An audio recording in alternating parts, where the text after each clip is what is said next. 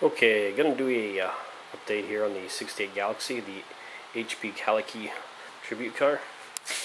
I got the motor torn down and measured. A couple issues with it. It spins fine, but this motor was sitting on the guy's back porch, and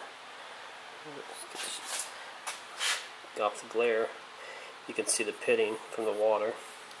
So this crank's gonna have to be ground down and turned. I got another one, so take them both and have them done. Also the block,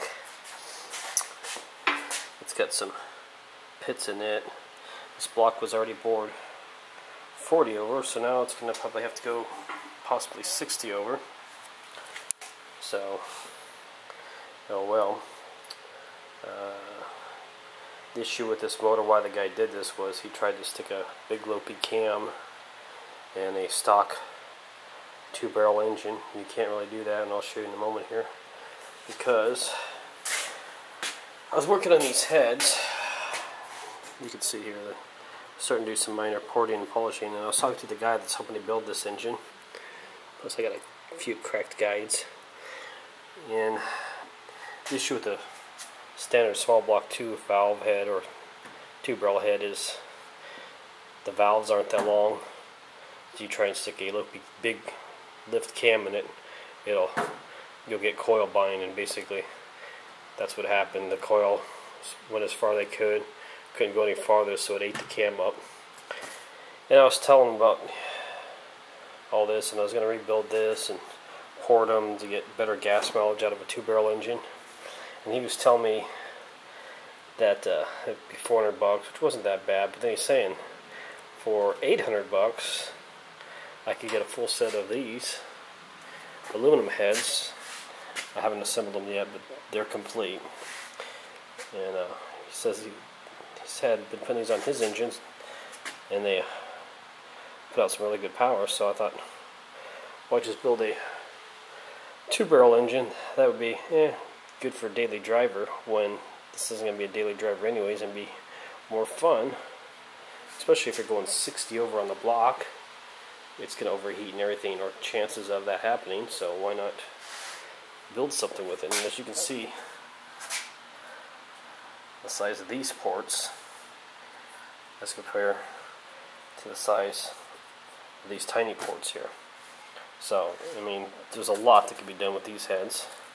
They're raised this part up, and they got a longer valve in it for longer lift.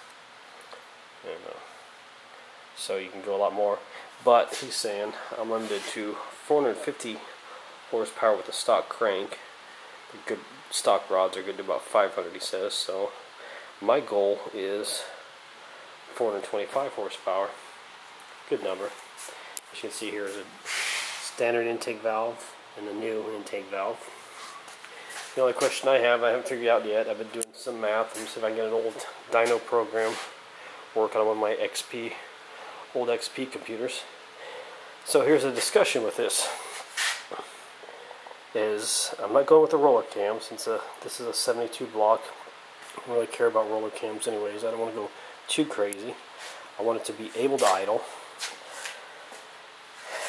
So figure out what cam to put in this. I guess we can have a discussion on what people think cam should go into it. Also, I haven't talked to my engine builder yet that's helping me with this, but these heads with the pistons I'm thinking about will be about 9.5 to 1 compression, so then you're becoming an issue with pump gas.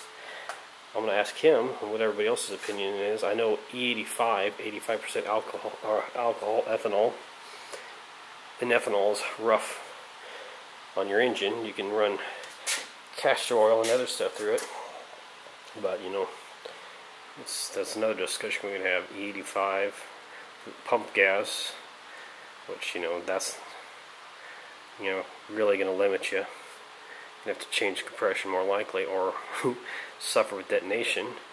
And we all know what race gas costs, so that's another, you know, issue. So we'll see. I kind of like the 85 idea, but then I'm also, a little worried about the fuel system and what damage it can cause. And we got the hood up. friend's Volkswagen parts that he hasn't installed yet or moved to the roof of the car now. I got the hood up because it's time to pull the tranny out, reseal that, plus I finally got my disc brake parts.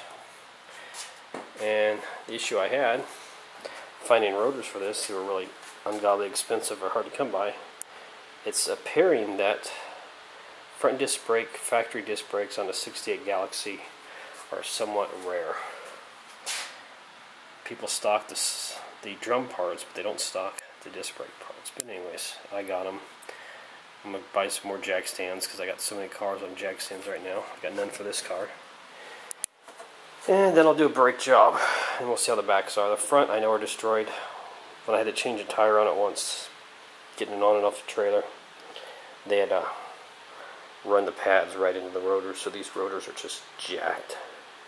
So that'll be the first thing I do, starting with the front brakes. We'll see how the back brakes are, and we'll get back on this project. But like I said, hold up now is camshaft. Now I found stamped steel, aluminum, extruded aluminum roller rockers, but basically that's what I'm going with. I'm not going to try and stick any stock valve train. I typically go overkill on everything valve train wise, even if I have a mostly stock motor.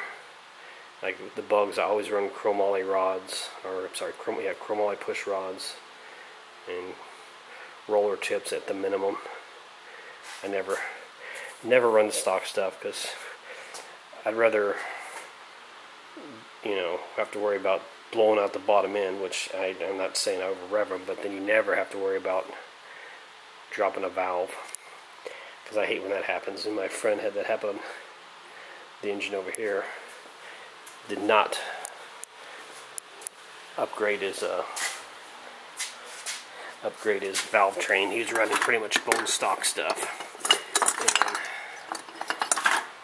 This is what happens when you run stock stuff in a performance motor. This was a 1914 Bug, pretty good lift cam, and there wasn't much room for anything to bend slightly, and that's the problem with stock push rods and valve springs and anything. If it just floats a tiny bit, it's over with. So I prefer a nice solid valve train. But anyways, there you go. There's an update on this car. And we'll be figuring out the valve train here pretty soon. And once I get everything collected, and then I'm going to take this engine down with the 2 cranks, all the rods, and have all the machine work done. And then we'll get this back. I don't want to have this engine sitting around rusting, waiting for parts. So I suggest, if you do this kind of stuff, you buy everything you need. I'm going to buy nuts and bolts. Everything's going to be ARP. I'm going to go with studs on everything. I know it's overkill and maybe ridiculous, but everything's going to a stud.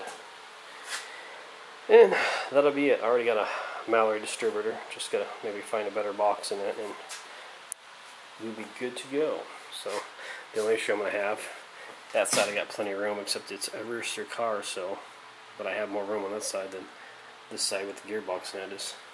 Next thing will be finding headers, or most likely you'll be seeing me building a set of street headers for once. So there you go. Thought you'd like to see what's going on with this car, and she'll be doing something here shortly. See ya.